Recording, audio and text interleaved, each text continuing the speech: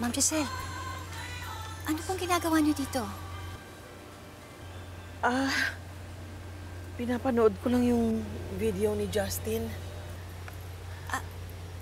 Bakit po kayo na dito sa labas? Halika po, pasok po tayo sa loob. Ay, hindi. Dito na lang. Baka kasi masira pa yung mood ng anak ko kapag nakita niya ako eh. Okay na ako dito. Ang importante, nakita ko yung anak ko. Bago siya umalis. Bago siya mawala uli sa akin. At eto, meron pang souvenir. Tingnan mo, ang saya-saya niya dito.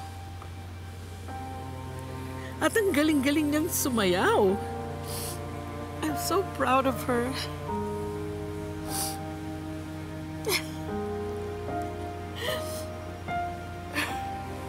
Diba?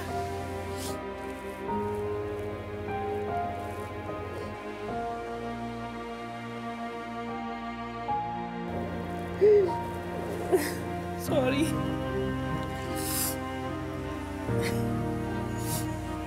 Sorry.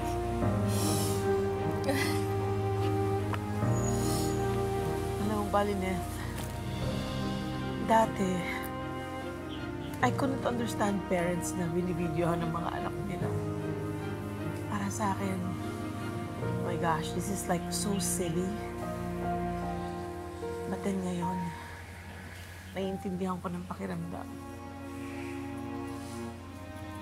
Alam mo yung gusto mong ma-document lahat ng performance ng anak mo. Gusto mong magkaroon ng souvenir sa bawat presentation niya. At hindi lang yon. Kahit na ilang beses mong panoorin, hindi ka magsasawa. Ang nakakatawa lang is napakatanda na ng binibidyohan kong anak. Mas matangkad pa nga sa akin eh. Alam niyo, ma'am, kahit na ano pa pong edad ng mga anak natin, hindi po tayo magsasawa na picturean sila, videohan sila. Sayang nga po eh. Kasi hindi po ako nagkaroon ng pagkakataon na mapicturean tsaka mabidyohan po si Annalyn nung bata siya. Kasi po yung cellphone ko noon, wala naman pong camera eh. Sayang lang po.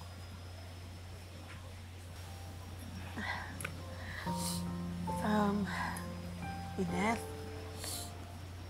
pwede ba akong humingi ng pabor sa'yo? Oo naman po, ma'am. Kahit ano po. Ano po yun? Pwede bang picturean yung anak ko? Please? Oo naman, ma'am. Pero, ma'am, nandito na lang din kayo. Mas maganda po kung kayo po mismo ang kukuha ng picture niya. Halika na.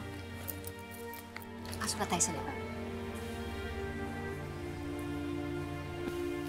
Halika na po, ma'am. Pasok na tayo sa loob. Halika na po.